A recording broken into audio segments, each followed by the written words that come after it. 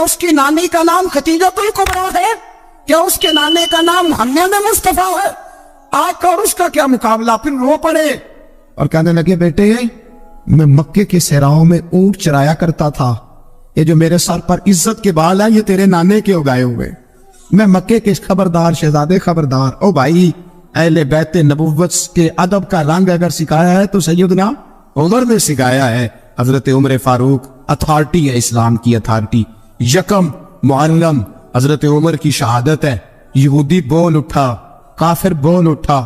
اگر 6 مہینے عمر دنیا میں اور رہتے تو دنیا میں کوئی کافر موجود نہ ہوتا۔ 6 مہینے۔ اور جب اس بطل جلیل کا جنازہ اٹھا، اللہ بخاری پڑھیے نا، اللہم ارزقنا شہادۃ فی سبیلک، اللہ بسترے کی موت نہ دینا، شہادت ہی دینا۔ عمر شہید ہوئے، مسجد نبوی میں نماز پڑھاتے، اور جب جنازہ اٹھا تو مدینے کا پھر پیچھے جو دلیر بچے وہ مولا علی تھے۔ جناب عمر کا جنازہ اٹھا تو سب سے پہلی آیت جو نکلی وہ حضرت علی کی زبان سے نکلی، اور حضرت ساری داڑھی افسوس سے بھر گئی۔ لوگوں نے کہا کہ علی کیا ہوا؟ فرمانے لگے تم دیکھ نہیں رہے جنازہ کس کا اٹھا ہے، پلٹ کے دیکھو تو صحیح، تم پتہ نہیں یہ کون گیا ہے؟ کہ حضور کیا ہوا؟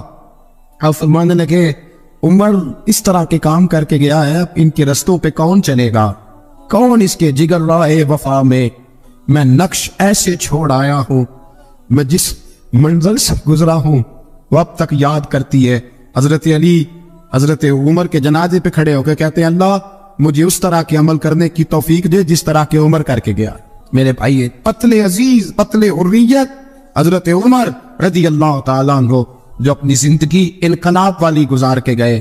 عمر جب دنیا سے گئے تو 80 دینار کا قرضہ تھا، 22 لاکھ مربع میل کا حکمران، اور اپنے بیٹے سے کہنے لگے بیٹے کوشش کرنا تیرے خاندان والے مل کے میرا قرضہ اتار دے، میری قبر پہ بوجھ نہ رہے، اور اگر خاندان والے مدد نہ کریں تو میرے دوستوں سے بات کرنا، وہ مدد نہ کرے تو پھر علی سے بات کر لوں۔ ان کا پیار آپس میں اتنا، اور تو اختلاف ثابت کر رہا ہے۔ 80 دینار کا قرضہ چھوڑ کر حضرت عمر دنیا سے گئے، اور جاتی دفعہ کہہ گئے میرے بعد میرے بچوں کو حکومت کے مشورے میں بھی شامل نہ کرنا، حکومت کے مشورے میں بھی میری اولاد شامل نہ ہو۔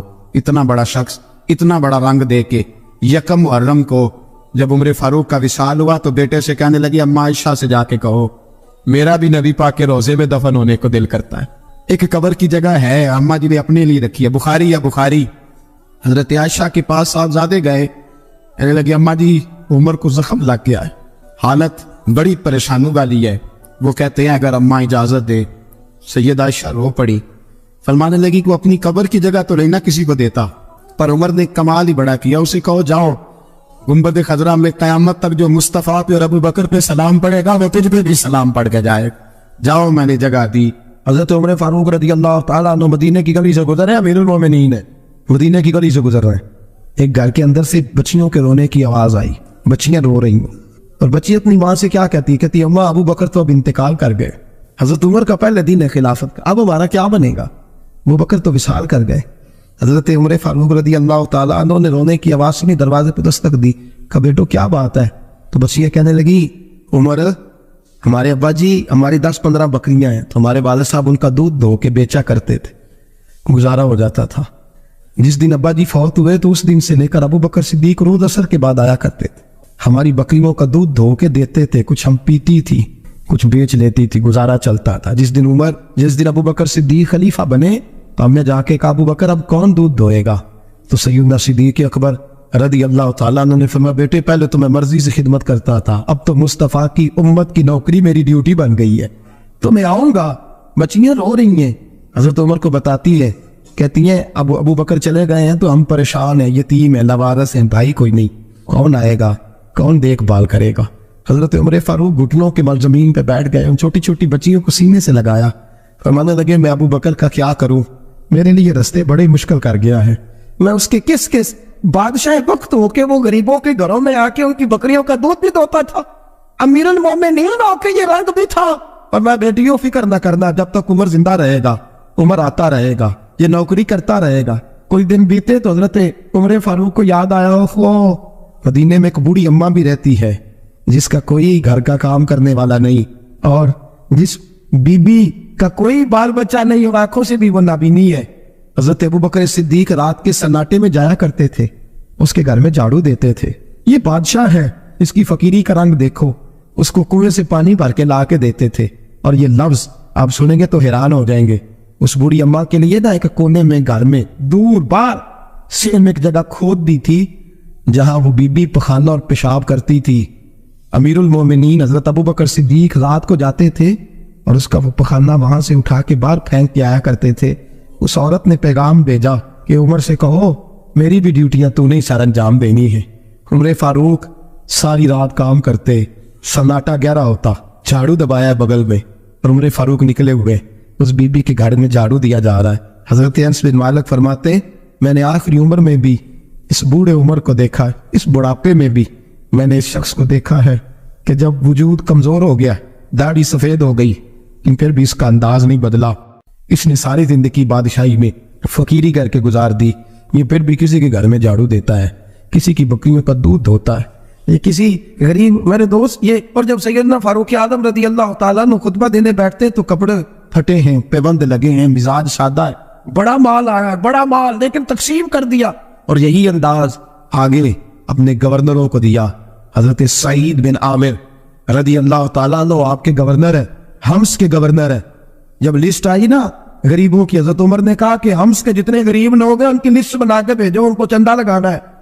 تو 17ویں 18ویں نمبر پر حضرت سعید بن عامر کا نام بھی آ گیا, گورنر صاحب کا. تو حضرت عمر نے سوچا یاد کوئی اور سعید بن عامر ہے.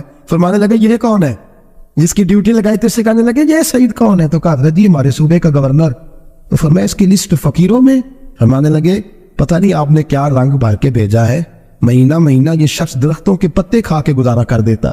کہ یہ میں فرشتوں کی کہانیاں نہیں سنا رہا آپ کو, میں آپ کو جنات کی جہان میں بالا کی باتیں نہیں, اس دھرتی پہ بسنے والے, اس دھرتی پہ وقت گزارنے والے میرے رسول پاک کے تیار کردہ ہیرو کی باتیں عرض کر رہا ہوں. حضرت عمر گئے ایک دفعہ, کہا مجھے بتاؤ تمہارا گورنر کیسا ہے؟ تو حمص کے لوگ کہنے لگے ہمیں اپنے گورنر سے 4 شکایتیں. کون کون سی؟ کہ پہلی بات تو یہ ہے کہ گورنر صاحب کو چاہیے فجر کے وقت آئے, یہ سورج نکل آتا ہے تو باہر آتے ہیں گھر سے. آپ کہہ کے تو دیکھیں کسی معمولی سرکاری ملازم سے بھی, پھر آپ دیکھیے آپ کا کیا بنتا ہے. کہا یہ سورج نکلتے وقت آتے ہیں. دوسری شکایت یہ ہے کہ دن کو ملتے ہیں رات کو نہیں ملتے. تیسری شکایت یہ ہے کہ مہینے میں ایک دن ملتے ہی نہیں گورنر صاحب. چوتھی شکایت ہے کہ روتے ہیں, کبھی کبھی اتنا روتے ہیں کہ بے ہوش ہو جاتے.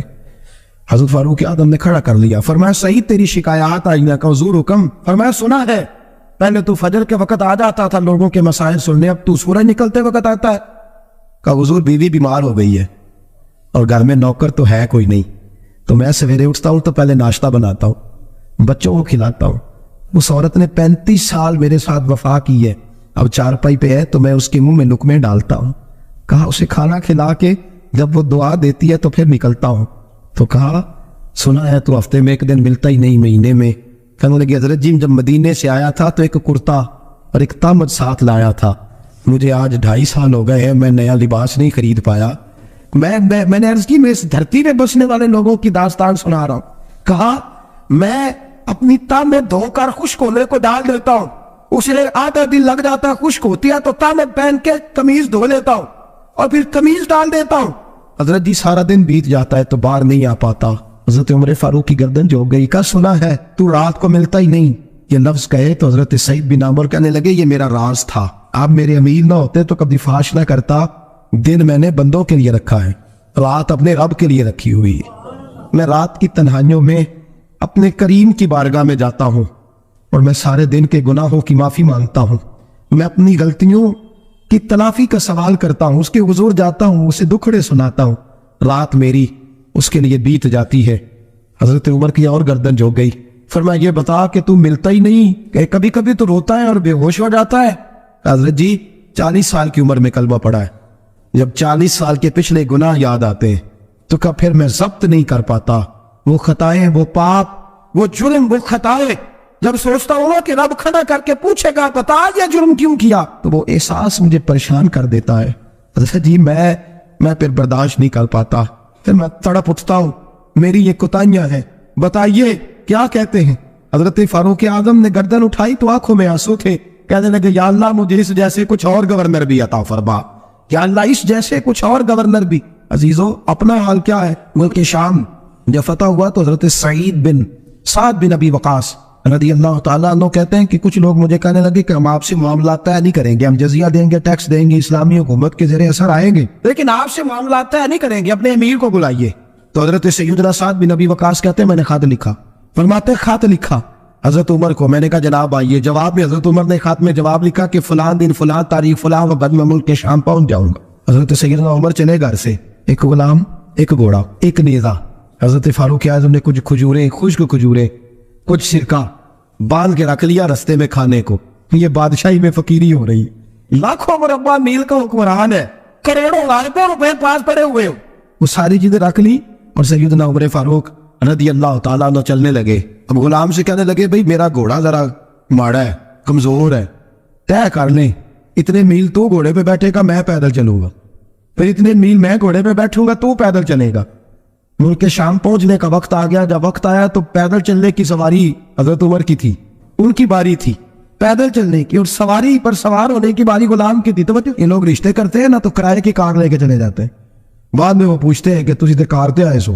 ہم اپنے آپ کو بنانے کے لیے جھوٹی اناج بھی خریدنی پڑے تو خریدنے سے ہم پرہیز، ہم جو بتاتے ہیں وہ ہم ہوتے نہیں، اور جو ہوتے ہیں وہ ہم بتاتے ہیں۔ حضرت سیدنا عمر فاروق رضی اللہ تعالیٰ عنہ سواری پہ غلام ہے، خود پیدل ہے، اور حال کیا ہے، بارش ہوئی تھی تو کچھ پانی کھڑا تھا، چھوٹے چھوٹے جوہڑوں میں چھوٹے چھوٹے تالاب بنے ہوئے تھے، پانی کھڑا تھا۔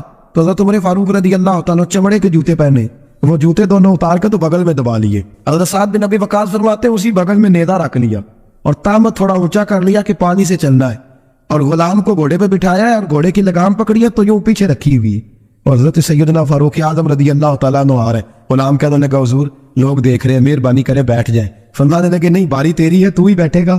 اس نے کہا حضور نہیں وہ تو ٹھیک ہے، کوئی باری فرض تو نہیں نہ ہو گئی، آپ مہربانی کریں آپ آ جائیں، ذرا لوگ آ رہے ہیں۔ فرمایا تمہیں کہا تھا، غلام کہتا میں نے تیسری دفعہ کہا تو حضرت عمر نے جلال سے دیکھا، اور جناب عمر کا جلال تو زمین کانپنے لگ جاتی تھی۔ کہتے ہیں کہا حضور آپ آ جائیں، تو کہتے تجھے کہا ہے نا چم کر کے بیٹھا رہے، کہتے ہیں میں گھوڑے پہ ہی کانپنے لگا۔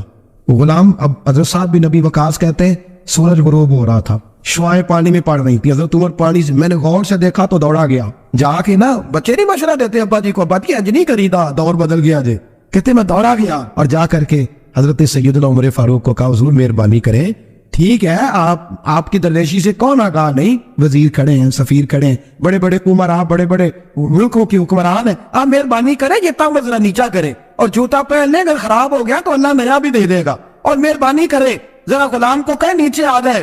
حضرت عمر کہنے لگے تمہیں کیا تکلیف ہے؟ کہا حضرت جی وہ وزیر مشیر کھڑے ہیں، یہودی ہیں، عیسائی ہیں، نجرانی ہیں، وہ بڑے بڑے مذاہب کے بڑے بڑے ملکوں کے، آپ کا بڑا نام سنا ہے۔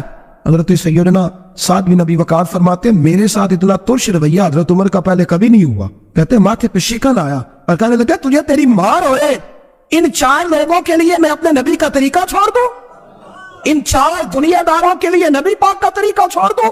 فرمانے لگے سر سے پگڑی اتاری حضرت عمر نے جلال میں، فرمانے لگے میرے سر پہ جو بال ہے نا یہ مجھے کسی دنیا دار نے نہیں دیے، یہ ساری عزتیں مجھے آمنہ کے لال نے عطا فرمائی ہے، اور میں ہوں محبوب کا طریقہ ان 4 لوگوں کی خاطر چھوڑ دوں؟ فرمایا قرآن کہتا ہے ان اللہ یامر بالعدل والاحسان، جب میں نے خود عدل کا تقاضا یہ رکھا ہے کہ کبھی وہ بیٹھے گا کبھی میں بیٹھوں گا، باری اس کی ہے تو میں کیسے بیٹھ جاؤں؟ حضرت سعد بن ابی وقاص فرماتے ہیں اسی درویشی میں سلام اس پر کہ جس نے بادشاہی میں فقیری کی، کہتے ہیں اسی درویشی میں حضرت عمر پہنچے تو جو پہلے ڈرا کرتے تھے جب حضرت عمر آئے تو انہیں کامتے بھی دیکھا اور انہیں اور بڑھ گیا، ان کے دلوں کے اندر حضرت عمر کا دبدبا اور بڑھ گیا، اور میرے کانوں میں کہنے لگے سعد پہلے سنا تھا لیکن دنیا سچی کہتی ہے، جو حال محمد اور محمد کے غلاموں کا ہے صلی اللہ علیہ وہ دنیا میں دوسرا کوئی حاصل کر سکتا؟ آج ہمارے پروٹوکول، ہمارے دبدبے، ہماری انا پرستیاں، ہمارے دعوے، ہمارے طریقے، میرے عزیزوں لوگ ہمیں آ کے مثال دیتے ہیں، کہتے ہیں یورپ کی فلاں گلی میں یہ ہوتا ہے، میں نے کہا وہ گردے راہ کو نہیں پہنچ سکتے، یہ ساری چیزوں تو میرے مصطفیٰ کے غلاموں سے حاصل کی ہیں، لوگ ہم نے چھوڑ دی، غیروں نے اپنا لی۔ خدا را اپنی زندگی میں تبدیلی لائے، درویشی، سادگی، بے تکلفی، یہ زندگی حسین ہوتی ہے، یہ زندگی سکون والی ہوتی ہے، یہ زندگی اچھی ہوتی ہے، یہ فرحت اور تازگی والی ہوتی ہے۔ اپنے آپ کو ان تکلیفوں اور آلائشوں میں مبتلا نہ کرے، اگر اللہ مال دے، عزت دے، دولت دے، اللہ تعالیٰ نفاست عطا کرے تو پھر اپنے آپ کو سادہ کرے، آزاد کرے، کھلی ہوئی کتاب بنا کے اپنے آپ کو رکھے۔ مجھے ایک بچہ کہنے لگا حضرت جی جب بھی آتے ہیں آپ کہیں بیٹھے مل جاتے ہیں, ہم کسی کو لا کے کہتے ہیں جناب حضرت جی بڑے مصروف ہیں, اور آپ یہاں آگ تاپ رہے ہیں جلا کے, مہربانی فرمائیں. میں نے کہا یار 2-4 دن تو بن سور کے بیٹھنا بندے کے لیے آسان ہوتا ہے, سارا دن ملمت سازی کر کے رکھنا اتنا آسان کام ہو تو ویسے بھی بندہ جو ہو وہ نظر آئے تو اس کے لیے زیادہ بہتر ہوتا ہے, جو ہو وہ دکھائی دے وہ زندگی آسان ہو جاتی ہے, بہتر ہو جاتی ہے. اور ویسے بھی جو کھلی ہوئی کتاب ہوتی ہے اس میں لوگ مشکوک نہیں ہوتے, جو بندی ہوئی ہوتی ہے نا اس میں لوگوں کو خبر نہیں ہوتی کہ نہ جانے یہ کیا معاملہ ہے. میرے عزیزوں اپنے آپ کو بے تکلف بنائے. بے تکلف سے مراد یہ نہیں کہ جیسے بے تکلفی ہم نے ایک غلط چیز کا نام بے تکلفی رکھ دیا ہے کہ جو آدمی بات میں ٹھٹھا کرے, بات میں مذاق کرے, وہ بے تکلف ہوتا ہے. یہ تو بے تکلفی اسلام اس کو پسند ہی نہیں. بے تکلفی سے مراد یہ ہے کہ جھوٹی ادا نہیں بنائے, جھوٹے معاملات اپنے گرد نہیں اوڑے. اپنی اگر اللہ آپ کو بہت زیادہ مال و دولت دیتا ہے تو جتنا وہ اللہ رومی کہتے ہیں جتنا ٹہنی پہ پھل زیادہ لگتا ہے نا اتنی وہ ٹہنی جھک جاتی ہے. جو اکڑی ہوتی ہے سمجھو وہ خالی ہوتی ہے. اگر آپ پھلدار ہیں تو پھر آپ کو جھکے, پھر آپ کو با اخلاق ہونا چاہیے, با محبت ہونا چاہیے, پیار والا ہونا چاہیے. زندگی میں اس چیز کو ضرور اپنائیے. بڑے لوگ وہی ہوتے ہیں ان کا کردار بڑا ہوتا ہے, بڑے وہی ہوتے ہیں جن کی بات بڑی ہوتی ہے. کوئی باتوں سے اور پروٹوکول سے کبھی بڑا نہیں ہوتا. ہمیشہ مدحت خیر الانام میں گزرے, دعا ہے یوں اور درود و سلام میں گزرے. آخر دعویٰ ان الحمدللہ.